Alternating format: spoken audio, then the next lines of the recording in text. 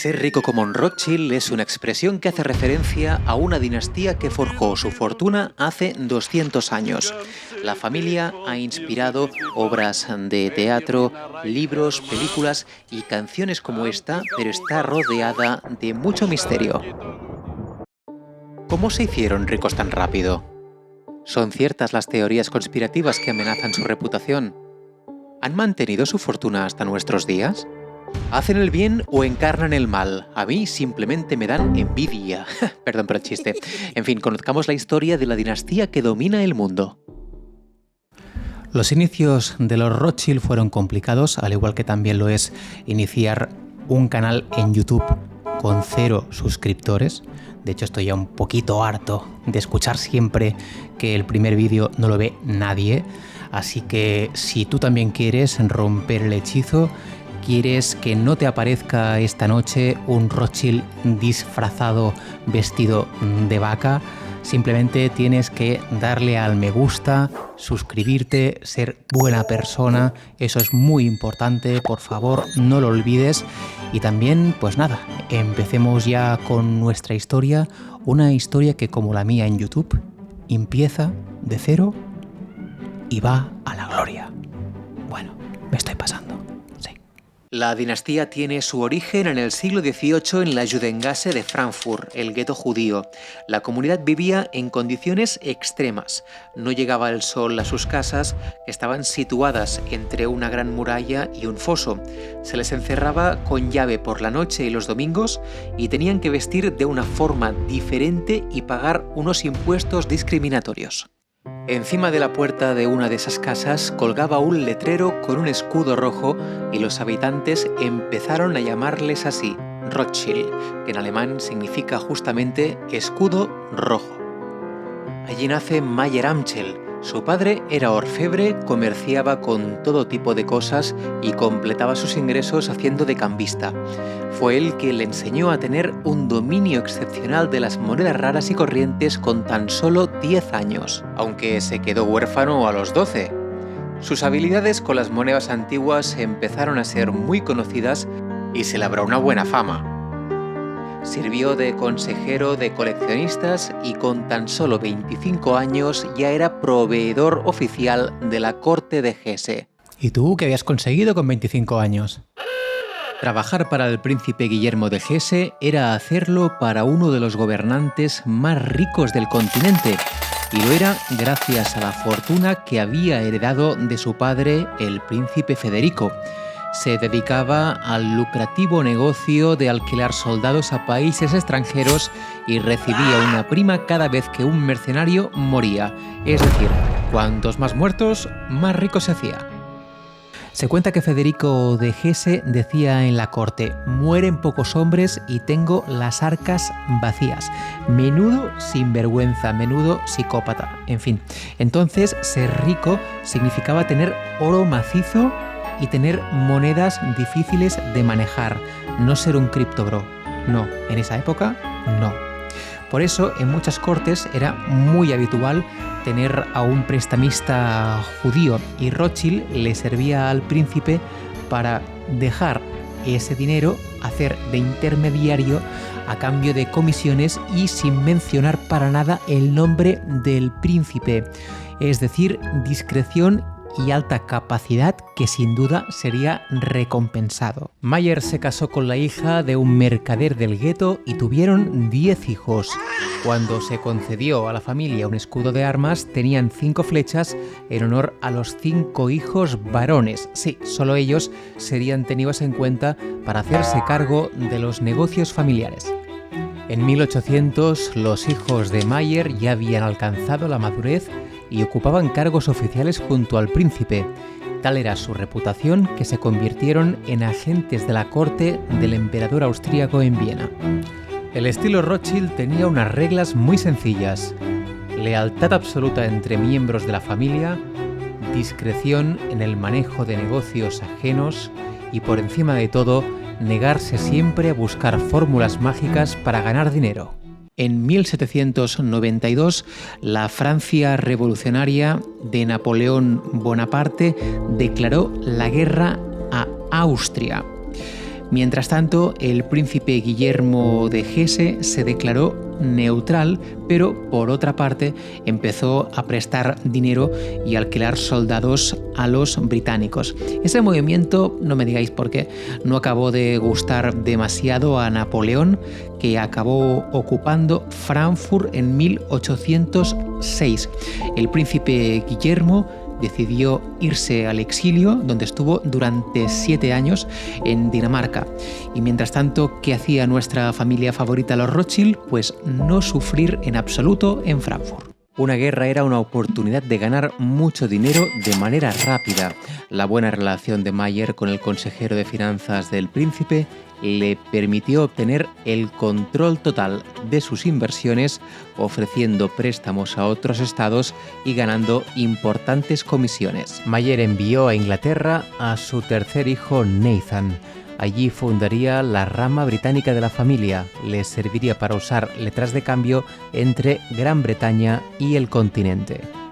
En la siguiente década, los otros hijos establecieron sucursales en regiones estratégicas.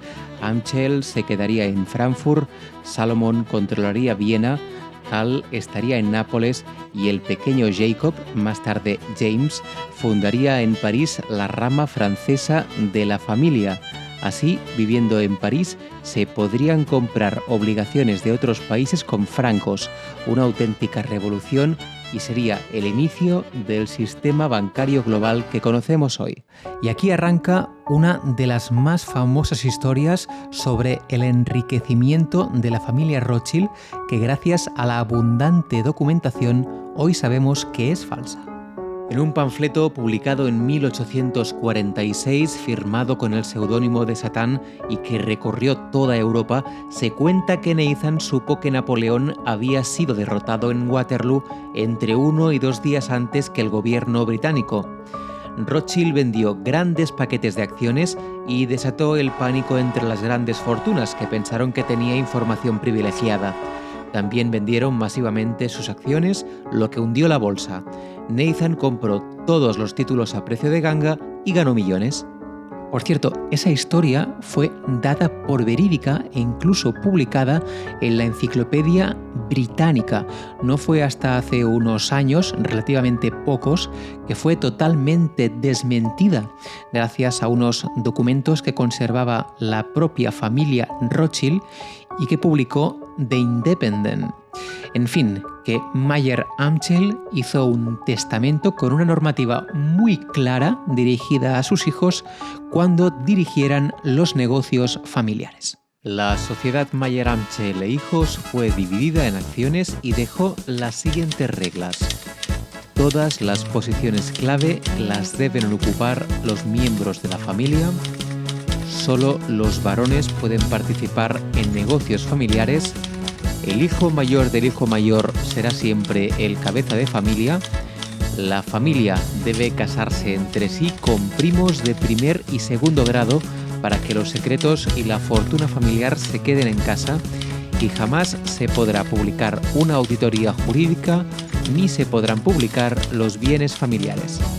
La dinastía ya tenía unas bases sólidas para diversificar su negocio, afianzar su poder económico e ir más allá en el prestigio social, aunque no siempre salió todo según lo previsto.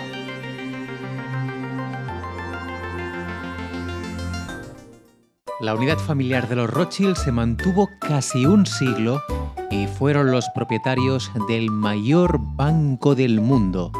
Se centraban en préstamos gubernamentales y en transacciones de bonos a clientes de la realeza europea o del Vaticano.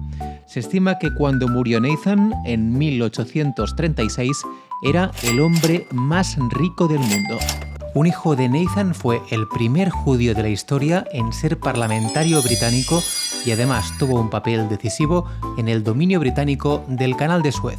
La banca Rothschild dio un préstamo de 4 millones de libras al gobierno británico para construir este canal artificial que une el mar Mediterráneo y el mar Rojo y avanzarse así a los intereses de Francia. En esa época los Rothschild ya habían expandido líneas de ferrocarril en Francia, Italia o España y habían comprado acciones de compañías metalúrgicas y también mineras para explotar materias primas de industrias nacientes. También financiaron algunas aventuras coloniales europeas en África, especialmente en Sudáfrica.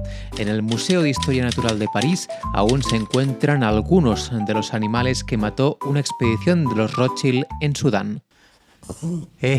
A mi perra, ni tocarla.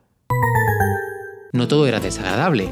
Uno de los hijos de Nathan fue acogido por su tío James en París y compró un viñedo llamado Mouton que dio uno de los vinos más famosos de Francia y también de los más caros. Otra fuente de riqueza de los Rothschild fue el petróleo de Rusia. Los Rothschild se asociaron con Shell y Royal Dutch para explotar los yacimientos del petróleo del sur de Rusia, pero cuando Stalin agitó las masas contra la industria petrolera caucasiana, los Rothschild vendieron gran parte de las acciones. Las relaciones con el país nunca fueron fáciles. La familia se negó a dar préstamos al país si no mejoraba el trato que se daba a los rusos judíos. El antisemitismo en Europa en el siglo XIX impulsó a Edmond, el hijo menor del barón James, a convertirse en uno de los grandes impulsores del sionismo, es decir, la idea de establecer una patria para el pueblo judío. Edmond financió la compra de tierras en Palestina que pertenecían al Imperio Otomano, así como al desarrollo de la agricultura y la industria. Cuando murió, las colonias judías ya disponían de 500 kilómetros cuadrados de tierra. Sus restos fueron enterrados en Israel en 1954. A finales del siglo XIX, las leyes francesas obligaban a los agentes de valores a abrir sus libros de contabilidad. Es algo que no quisieron hacer ni la banca privada y que contradecía las reglas marcadas por Mayer Amschel. Así pues, era oficial. Los Rothschild se retiraban del comercio activo de valores. En 1910, el poder de la familia ya no era decisivo, a pesar de ser escuchados por los gobiernos cuando se trataba de hacer negocios con la banca. Sobrevivían más por los aciertos de los antepasados y por administrar los bienes familiares y de sus amigos poderosos. Habían abandonado las actividades en el extranjero. Pues como sabréis, la década no siguió mucho mejor en Europa. En 1914 estalló la Gran Guerra y Francia pidió ayuda a los Rothschild para poder financiar sus gastos. Estos recurrieron a JP Morgan en Nueva York para conseguir el préstamo. En fin, las consecuencias fueron devastadoras para el país. Durante la Gran Guerra, Francia perdió un 10% de sus hombres en activo, cayó en picado la natalidad, quedaron destruidas carreteras, fábricas, minas, tierras de cultivo, cada vez había menos alimento y los precios no paraban de subir.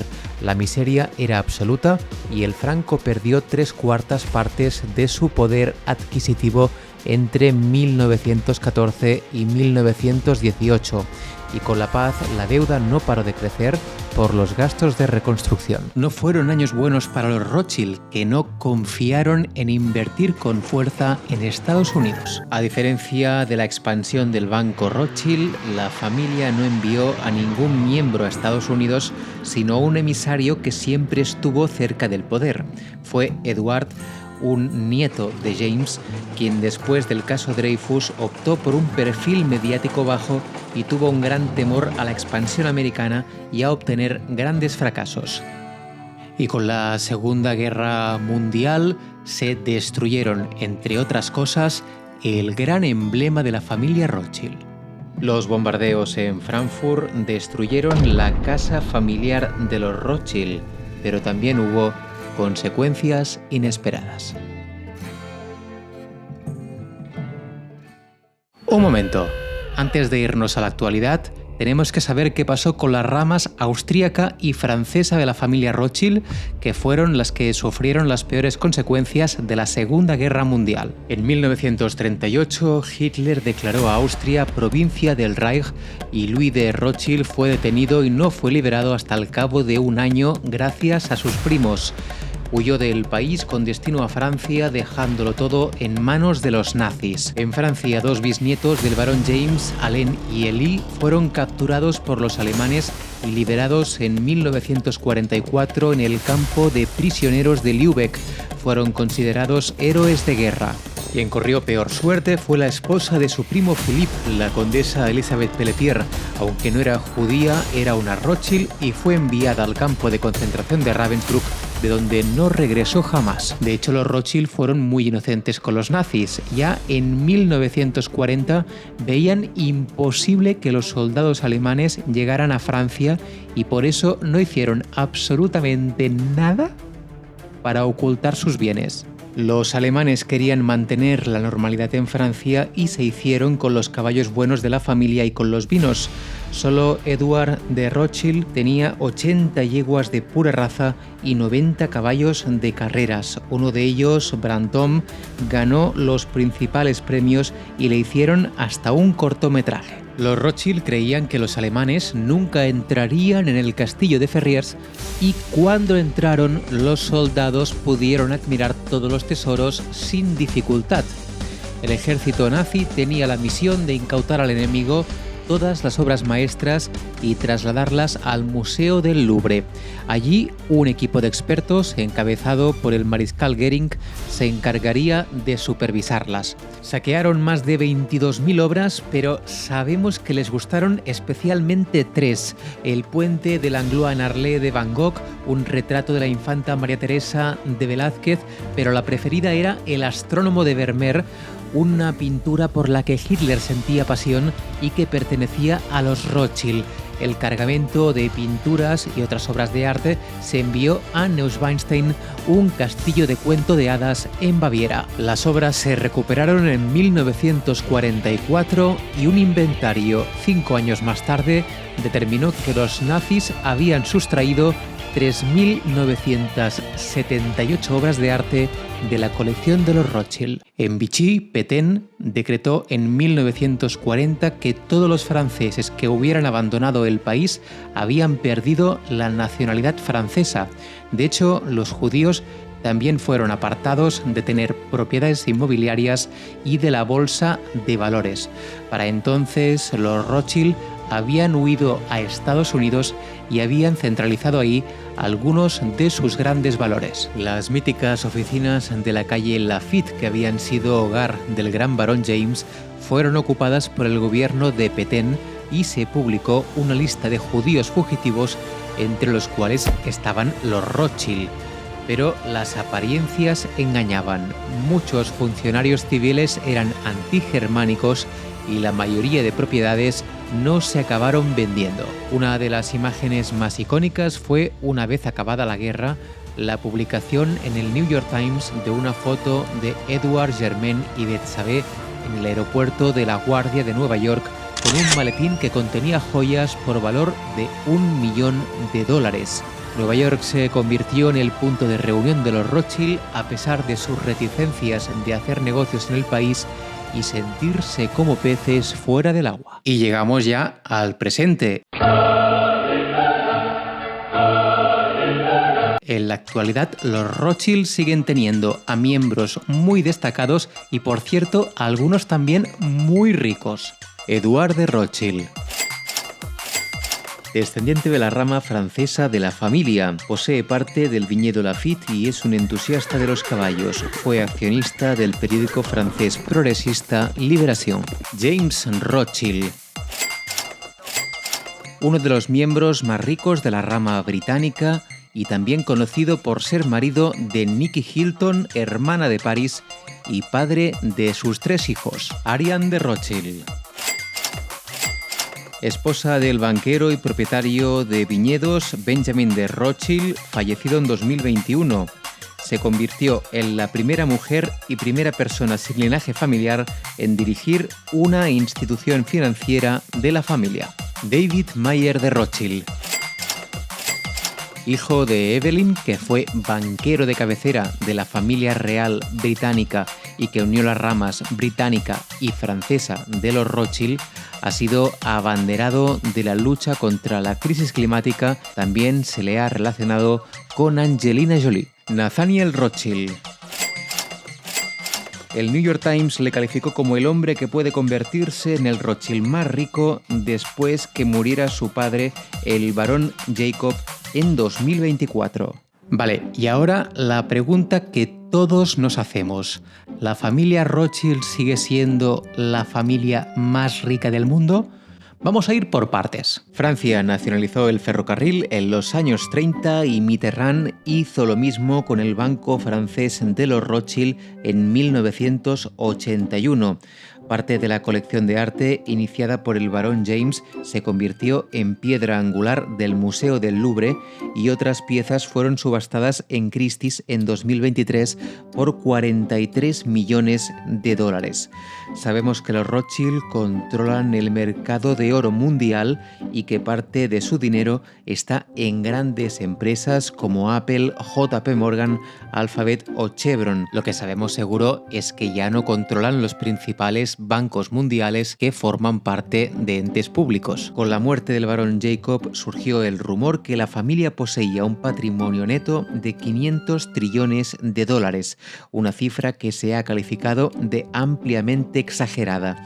Algunas publicaciones apuntan a que la fortuna familiar sería de unos 20 trillones, pero esta cifra es muy difícil de calcular y la familia ya no aparece en la mayoría de listas de familias más ricas del mundo. Llegamos a una de mis partes favoritas. Se trata de una fiesta sucedida en los años 70 en el castillo de Ferrières que aún hoy en día se relaciona con los Illuminati.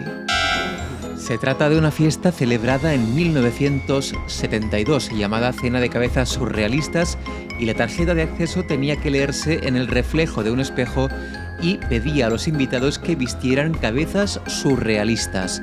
Cuando llegaban al castillo, en las afueras de París, lo encontraban iluminado de rojo y naranja, algo que para muchos simbolizaba las llamas del infierno. Le recibieron los anfitriones Guy de Rothschild y su esposa Marie-Hélène. La baronesa llevaba una máscara de reno de cuyos ojos salían lágrimas hechas con diamantes. Muchas de esas cabezas fueron obra de Salvador Dalí, que acudió a la cena entre celebridades como Audrey Hepburn o la alta aristocracia parisina de la época. Los centros de mesa estaban hechos con tortugas disecadas o muñecos de niños con brazos o piernas arrancados. Parte de la comida se servía sobre el maniquí de una mujer desnuda. Su fama fue legendaria e inspiró teorías conspiranoicas que señalaban que los Rothschild quisieron apoderarse del mundo a través de su pertenencia a órdenes secretas como los Illuminati. Esta orden fue disuelta en Alemania en 1785. Algunos artistas usan las teorías conspirativas simplemente para divertirse, pero otros dan credibilidad a auténticas locuras. Por cierto, ¿te sabes la que yo tengo una espada láser? ¿No te lo crees? ¿Te crees que es una broma? Un momento. Vamos a ver algunas de las teorías de la conspiración más locas que han circulado sobre la familia. Pueden provocar nevadas porque controlan la meteorología. Causaron los incendios de California con un láser desde el espacio. Kate, princesa de Gales, es en realidad judía para que el futuro rey de Inglaterra también lo sea. Los Rothschild fueron el motivo real del Holocausto. Hundieron el Titanic para crear la Reserva Federal. Una teoría conspirativa en las redes sociales puede convertirse en una auténtica bola de nieve. Hoy en día los Rothschild son muy discretos y apenas aparecen en los medios de comunicación tal como le hubiera gustado a Mayer Amschel. En fin, esta noche no debería aparecerte ningún Rothschild disfrazado. Ya sabes lo que tienes que hacer. No te lo voy a decir más. En fin, nos vemos pronto. Pixie, venga, a cenar. Vámonos.